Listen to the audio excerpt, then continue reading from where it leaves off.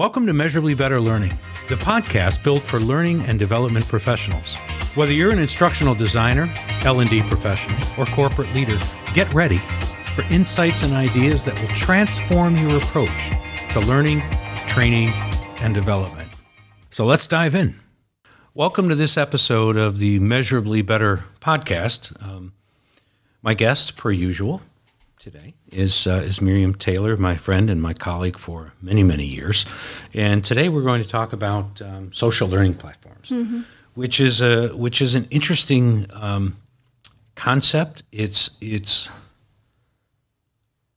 We see clients talk about it occasionally, but an awful lot of times there is asynchronous learning, and you're sort of off on your own. You took the quiz, you did the thing you're supposed to do, and there are not a lot of social interactions, unfortunately, which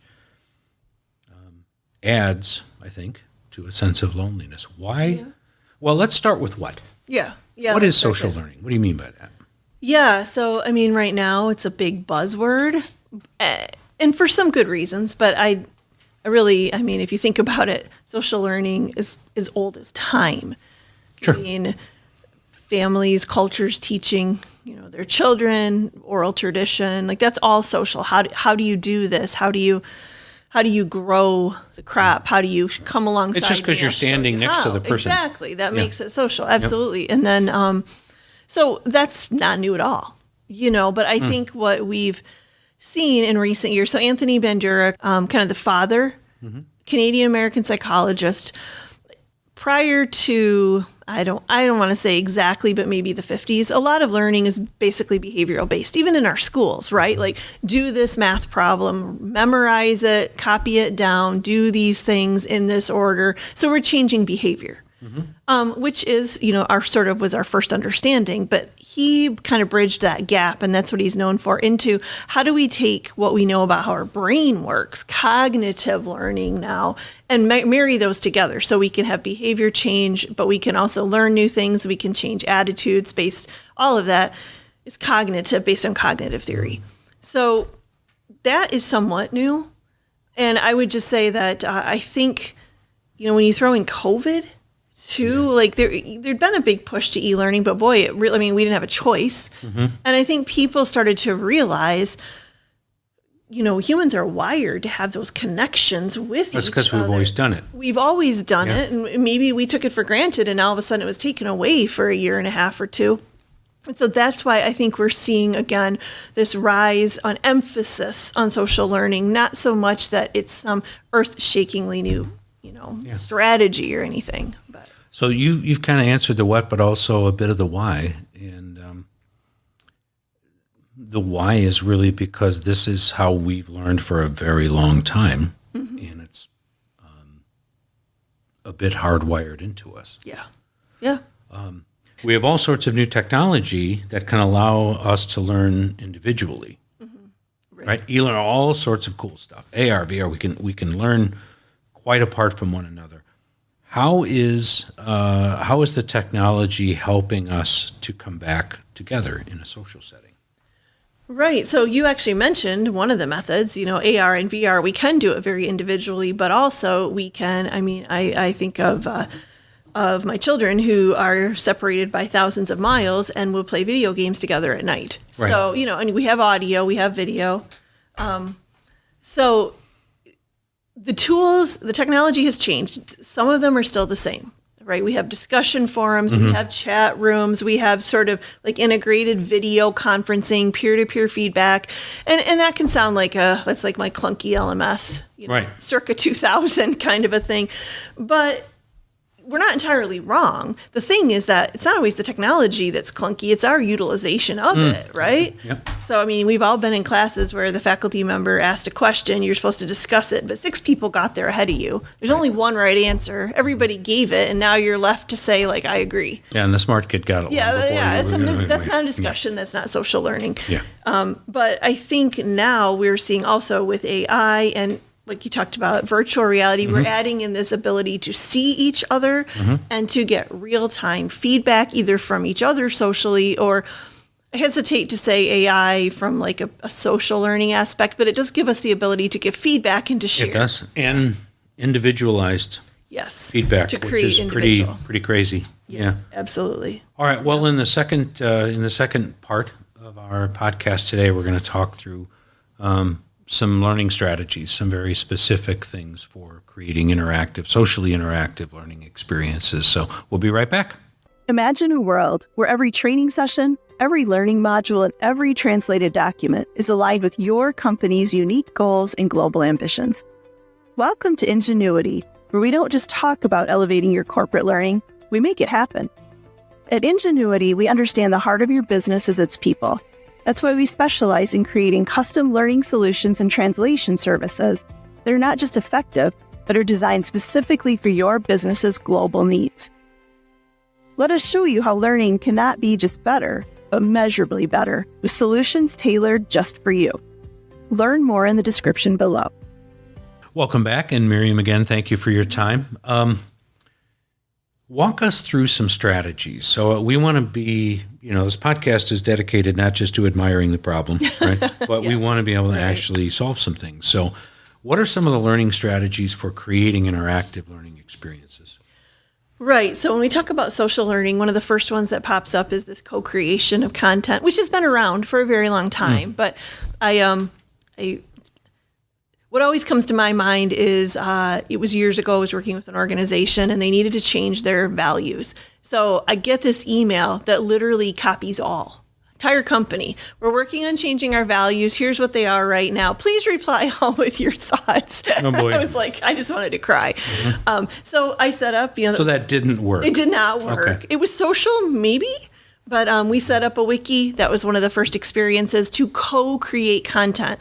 But I think compared that experience to like now, co-creation of content where you can give audio feedback to a document or to a video and you can have audio and video feedback. Again, maybe it's not live, but socially I'm seeing who, Jerry is, and I'm seeing the expression on his face and how he's reacting to what I've created. And that's far more social.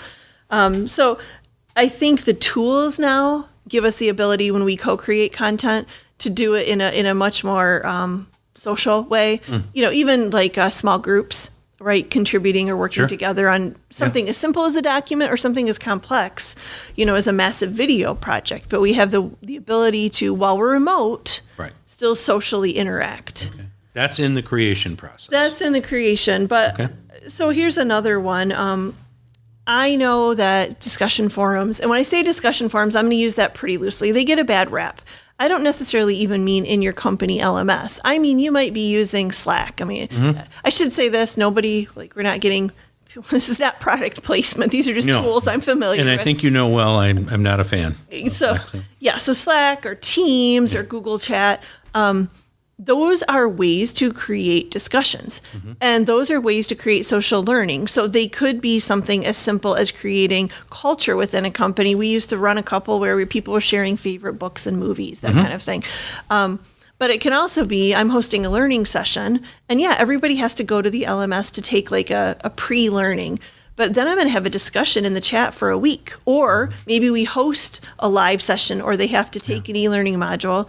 And now for a week, we debrief about it in the chat, so to speak, or in the discussion forum. You're doing something right now. You're in the middle of giving some instructional design courses to our development team that are scattered all over the place, very, very far away from here. How are you utilizing social learning in that? And what does their rhythm look like to upskill them? Yeah, no, that plays right into a third strategy, right? Which is, so most of it's e-learning. It's an 11-week course. It's built out in a learning management system, but we do have weekly discussions, and I'll come back to those in a minute, but we also have a live session once a week. Again, this is a global situation, right? So these people are 12 hours of different.